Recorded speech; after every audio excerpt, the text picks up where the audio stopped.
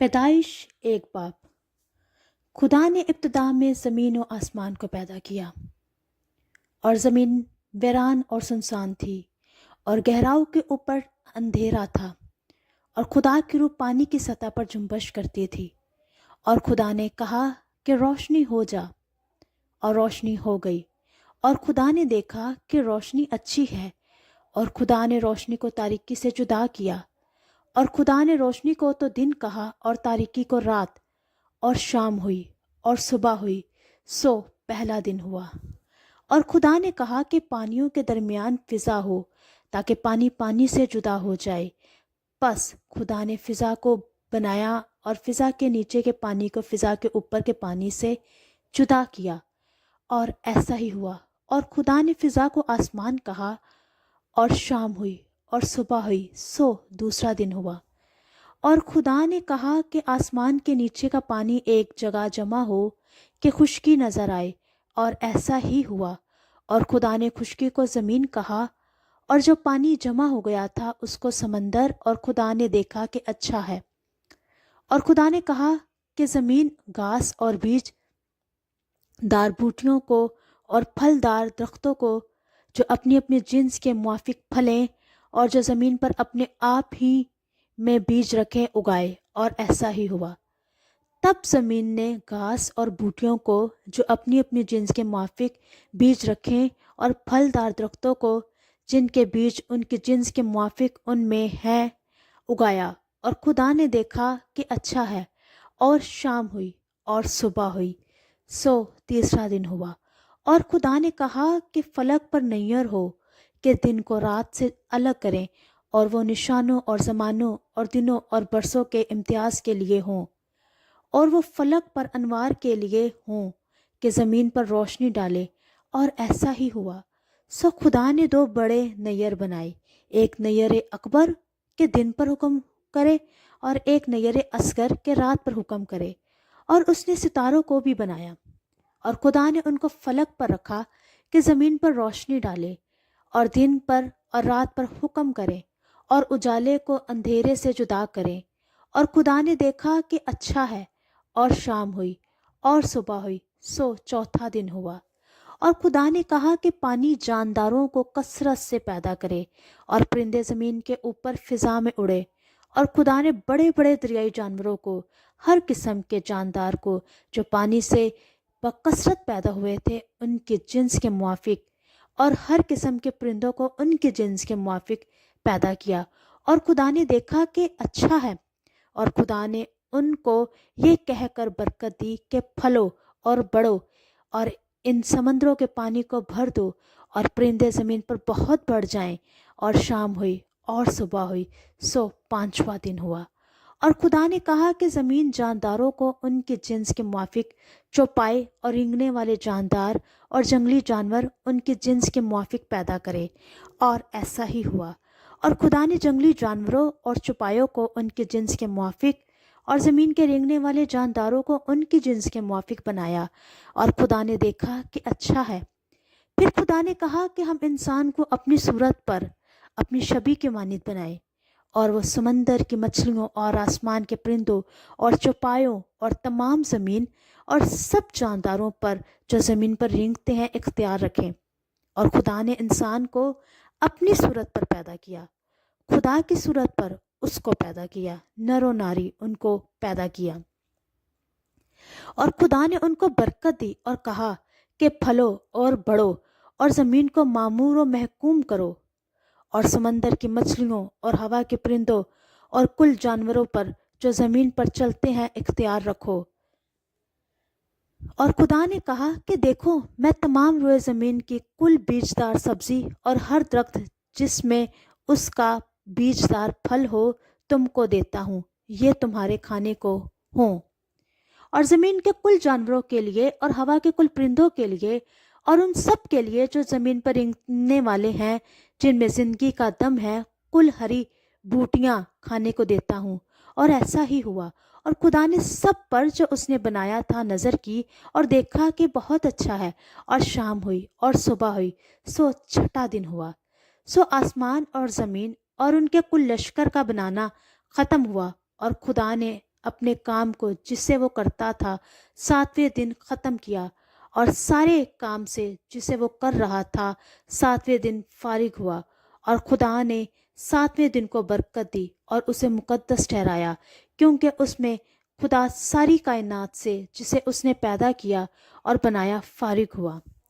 یہ ہے آسمان اور زمین کی پیدائش جب وہ خلق ہوئے۔ جس دن خداوند خدا نے زمین اور آسمان کو بنایا، اور زمین پر اب تک کھیت کا کوئی پودا نہ تھا اور نہ میدان کی کوئی سبزی اب تک اگی تھی، کیونکہ خداوند خدا نے زمین پر پانی نہیں برسایا تھا، اور نہ زمین جوتنے کو کوئی انسان تھا، بلکہ زمین سے قہر اٹھتی تھی اور تمام روئے زمین کو سیراب کرتی تھی۔ اور خداوند خدا نے زمین کی مٹی سے انسان کو بنایا اور اس کے نتھنوں میں زندگی کا دم پھونکا، تو انسان جیتی جان ہوا۔ اور خداوند خدا نے مشرق کی طرف عدن میں ایک باغ لگایا اور انسان کو جسے اس نے بنایا تھا وہاں رکھا۔ اور خداوند خدا نے ہر درخت کو جو دیکھنے میں خوشنما اور کھانے کے لیے اچھا تھا زمین سے اگایا، اور باغ کے بیچ میں حیات کا درخت اور نیک و بد کی پہچان کا درخت بھی لگایا۔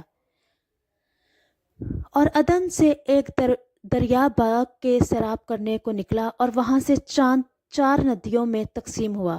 پہلی کا نام فیسون ہے، جو حویلا کی ساری زمین کو جہاں سونا ہوتا ہے گھیرے ہوئے ہے، اور اس زمین کا سونا چوکھا ہے، اور وہاں موتی اور سنگے سلمانی بھی ہیں۔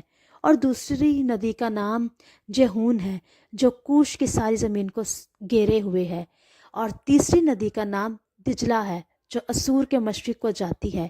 اور چوتھی ندی کا نام فرات ہے۔ اور خداوند خدا نے آدم کو لے کر باغ عدن میں رکھا کہ اس کی باغبانی اور نگہبانی کرے۔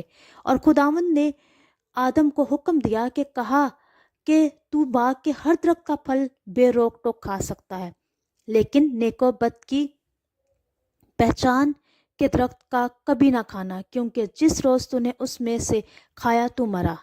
اور خداوند خدا نے کہا کہ آدم کا اکیلا رہنا اچھا نہیں، میں اس کے لیے ایک مددگار اس کی مانند بناؤں گا۔ اور خداوند خدا نے کل دشتی جانور اور ہوا کے کل پرندے مٹی سے بنائے، اور ان کو آدم کے پاس لایا کہ دیکھے کہ وہ ان کے کیا نام رکھتا ہے۔ اور آدم نے جس جانور کو جو کہا وہی اس کا نام ٹھہرا۔ اور آدم نے کل چوپایوں اور ہوا کے پرندوں اور کل دشتی جانوروں کے نام رکھے، پر آدم کے لیے کوئی مددگار اس کی مانند نہ ملا۔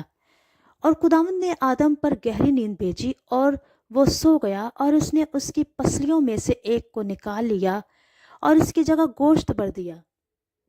اور خداوند خدا اس پسلی سے جو اس نے آدم میں سے نکالی تھی ایک عورت بنا کر اسے آدم کے پاس لایا۔ اور آدم نے کہا کہ یہ تو اب میری ہڈیوں میں سے ہڈی اور میرے گوشت میں سے گوشت ہے، اس لیے وہ ناری کہلائے گی، کیونکہ وہ نر سے نکالی گئی۔ اس واسطے مرد اپنے ماں باپ کو چھوڑے گا اور اپنی بیوی سے ملا رہے گا، اور وہ ایک تن ہوں گے۔ اور آدم اور اس کی بیوی دونوں ننگے تھے اور شرماتے نہ تھے۔ پیدائش 3 باب۔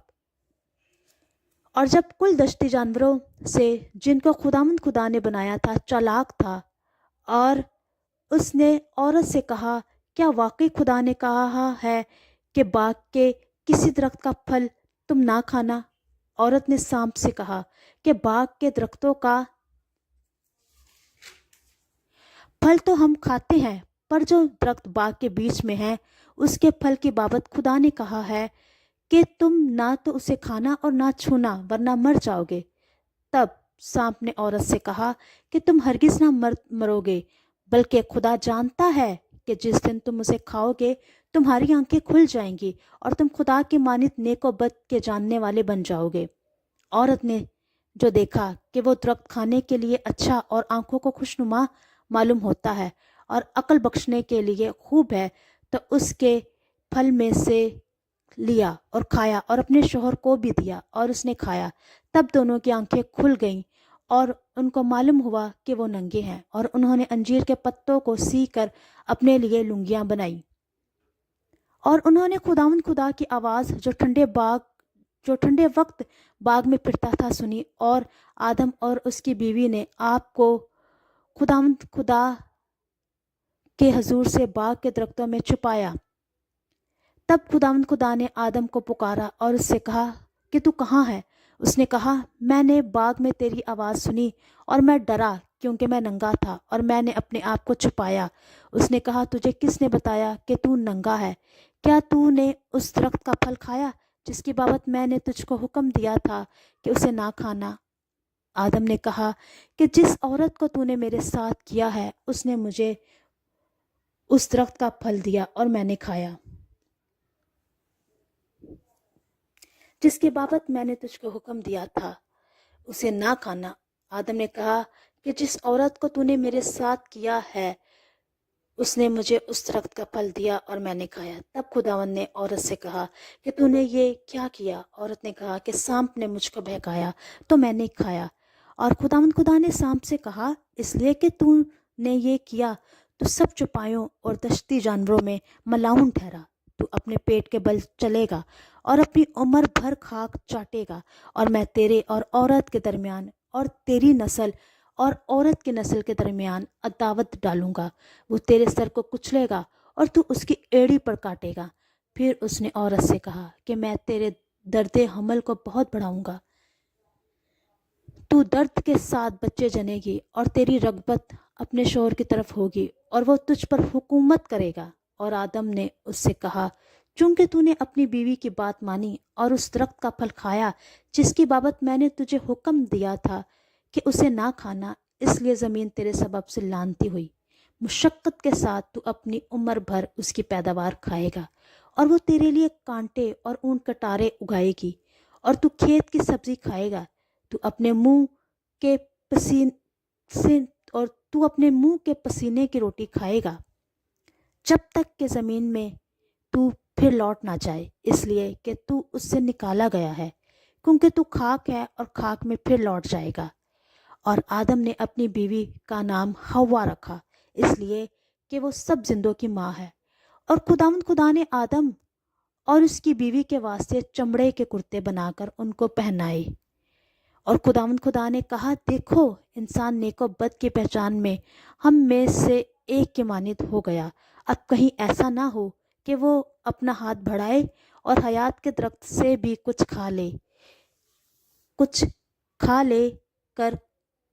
कुछ लेकर खाए और हमेशा जीता रहे। इसलिए खुदावंद खुदा ने उसको बागेदन में से बाहर कर दिया ताकि वो उस ज़मीन की जिसमें से वो लिया गया था खेती करे।